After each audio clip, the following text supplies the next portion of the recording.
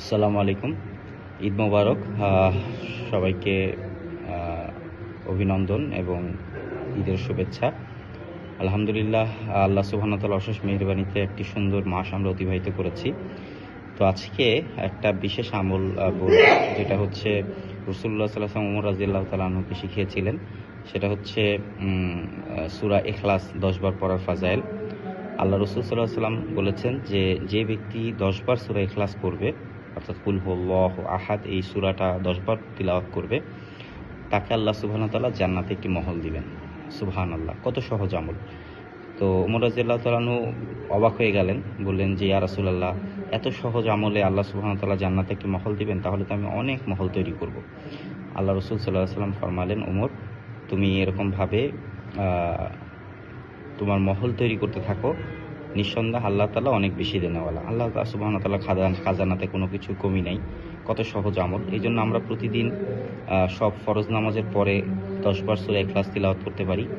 একটা ইন্টারেস্টিং ঘটনা, আমার এক পরিচিত ভাই একবার একটি ঘটনা শোনাচ্ছিলেন এক ভাই সম্পর্কে, যে তার একটা অভ্যাস ছিল, সে যখন রাস্তা দিয়ে হাঁটতো, তো তখন সে যখনই কোনো সুন্দর বিল্ডিং দেখতো, দুনিয়াতে আল্লাহ তাআলা অনেক মানুষকে তৌফিক দিয়েছেন সুন্দর বাড়িঘর বানানোর, তো তার নজরে যখন কোনো কিছু সুন্দর মনে হইতো, কোনো বিল্ডিং, সাথে সাথে সে সূরা ইখলাস ১০ বার তিলাওয়াত করতেন, ১০ বার সূরা ইখলাস পড়তো। তো এই আমলটা তিনি এই নিয়তে করতো যে, আমার আল্লাহ সুবহানাহু ওয়া তাআলা এত সুন্দর বাড়ি দুনিয়াতে কাউকে বানানোর তৌফিক দিয়েছে, আর আমাকে আল্লাহ সুবহানাহু ওয়া তাআলা ১০ বার সূরা ইখলাস পড়ার মাধ্যমে জান্নাতে একটি বাড়ি ইনস্ট্যান্ট বানিয়ে দিচ্ছে। তো আমরা যদি আমলের উপরে ইয়াকিন করি, আমল সুন্দর হলে জীবন সুন্দর হবে। তো এই কারণে আল্লাহ সুবহানাহু ওয়া তাআলা আমাদেরকে এই সহজ আমলটি করার তৌফিক দান করুক, এবং আমরা যদি এইটা প্রচার করি, অন্যকেও শিখাই, তাহলে তারা যেই নেকি করবে সেটারও একটা সমপরিমাণ সওয়াব আল্লাহ সুবহানাহু ওয়া তাআলা আমাকে দিবে।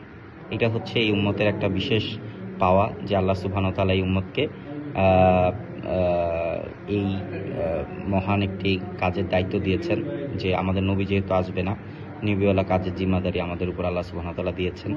তো এই জন্য ভালো কাজ আমরা নিজেরাও করব, অন্যকে উৎসাহিত করব। আল্লাহ সুবহানাহু ওয়া তাআলা আমাদের সবাইকে তৌফিক দান করুক সুন্দর একটি ঈদ উদযাপন করার, এবং আল্লাহ সুবহানাহু ওয়া তাআলা একই সাথে বেশি বেশি আমল করার তৌফিক দান করুক। আসসালামু আলাইকুম ওয়া রাহমাতুল্লাহ।